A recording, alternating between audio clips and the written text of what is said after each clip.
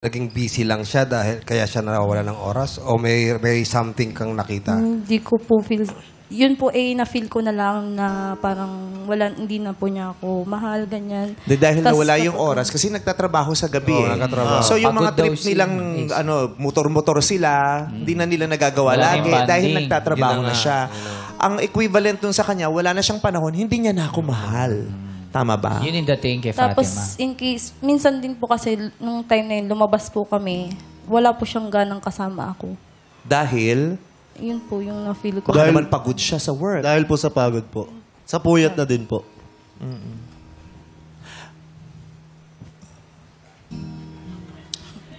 Hindi, masakit na magsalita. Pero sa relationship kasi, kailangan mo talaga ng understanding. Yun. Yun. Diba? Lalo na kung siguro, paano kung naging mag-asawa kayo, tapos magtatrabaho siya. Imagine yung mga truck drivers Yes. na ang layo ng minamaneho Yeah. nila mula Maynila hanggang sa Bicol, Probinsya, oh. tapos hindi sila nakakauwi, di ba?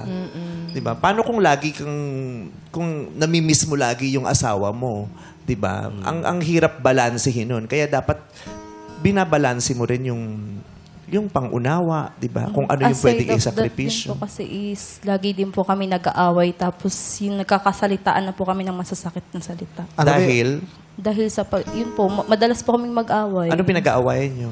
Yung like po sa mga time po din niya. Yun din. Sa time pa rin. Hindi mo matanggap yun na talagang Okay. kailangan niyang magtrabaho at yung oras na yun makukuha at maibabawas sa inyo. Tanggap ko naman po yun, nag-work siya. Kaso nga po, parang na-feel ko po na parang wala na Parang wala na po akong na-feel na love sa kanya.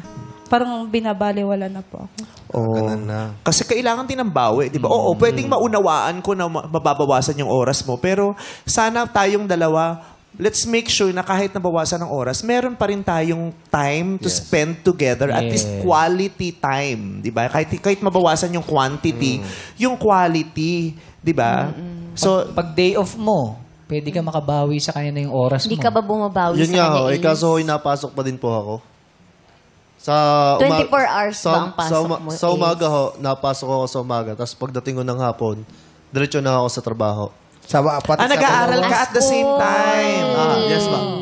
Oo. Medyo. Well, maraming pina-prioritize kasi yung boyfriend mo. 'Di ba? Which is not bad, 'di ba? Parang ang ganda ding makita na yung boyfriend mo tinutuloy ang pag-aaral. Nag-aaral, Kahit nagtatrabaho. hirap. Tapos pagtas mag-aaral, nagtatrabaho. Yun nga lang, konti ang oras sa'yo. Then minsan po kasi nagkakasabihan na kami ng, pag mag-share po ako sa kanya, sabihin ko sa kanya na, ano ba tayo, ganito na lang tayo. Tapos mag-open ako sa kanya, tapos sasagutin niya ako na, ang drama mo naman. Parang sa akin po, ang sakit po lang. Oo. Paano po kami mag-uusap ng ayos kung puro kapilosofahan po yung ibabato sa amin? O di sorry na.